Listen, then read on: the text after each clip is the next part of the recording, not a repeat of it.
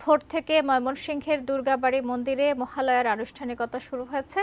দেবীকে পৃথিবীতে আগমন ও বরণের খবর জানাতে অনুষ্ঠান স্থল থেকে সরাসরি যুক্ত হচ্ছেন প্রতিনিধি আসাদুজ্জামান সুমন।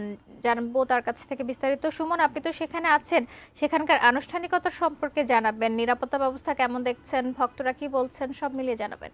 ধন্যবাদ আপনাকে।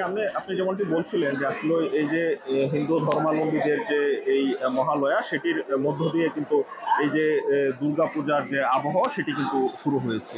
আজ ভোরে এই নগরীর যে দুর্গাবাড়ী মন্দির রয়েছে এই মন্দিরে কিন্তু চন্দ্রীপাঠ এবং উলুধ্বনি শঙ্খধ্বনির মধ্য দিয়ে কিন্তু এই যে মহালয়া সেটির আনুষ্ঠানিকতা শুরু হয়েছে। আমি যদি একটু দেখাতে চাই, এই মাত্রই কিন্তু আনুষ্ঠানিক যে অনুষ্ঠান সেটি শেষ হয়েছে। আমরা দেখছি যে বিভিন্ন যে নারী পুরুষরা এসেছেন, শাড়ি পরে তারা সেজে গুজে এসেছেন, তারা এসে কিন্তু এখন ছবি তুলছেন এবং তাদের যে এই আত্মীয় পরিজন তাদের সাথে কুশলাম বিনিময় করছেন এবং যে এখানে ভোগ সেই ভোগ গ্রহণ করছেন। এই দিনটি ঘিরে কিন্তু সনাতন ধর্মাবলম্বীরা এই সূর্যোদয়ের আগেই ঘুম থেকে উঠে এবং উঠে কিন্তু পুকুরে বা নদীতে স্নান করে শরীর ও মন শুদ্ধ করে নেয়। তাছাড়া পিতৃপুরুষদের উদ্দেশ্যে জল, তিল, ফুল, ধান সহ বিভিন্ন রকমের কিন্তু পিণ্ড অর্পণ করা হয়।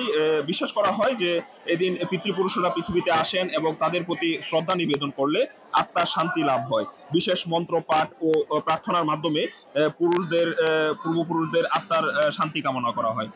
দেবী দুর্গার পূজার সূচনা ধরে নেওয়া হয় এই দিন থেকে। অনেকে বাড়িতে বা মন্দিরে চণ্ডী পাঠ করেন। এভাবেই মহালয়া ধর্মীয়ভাবে পিতৃপুরুষ স্মরণ ও দেবী আবাহনের দিন হিসেবে পালিত হয়।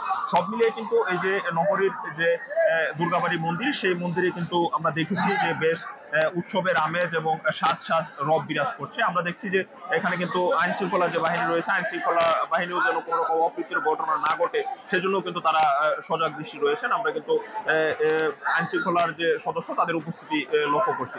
তো সব মিলিয়ে কিন্তু এই ছিল আমার কাছে ময়মনসিংহ থেকে এই মহালয়ার বিষয়ে সবশেষ। শাকিলা।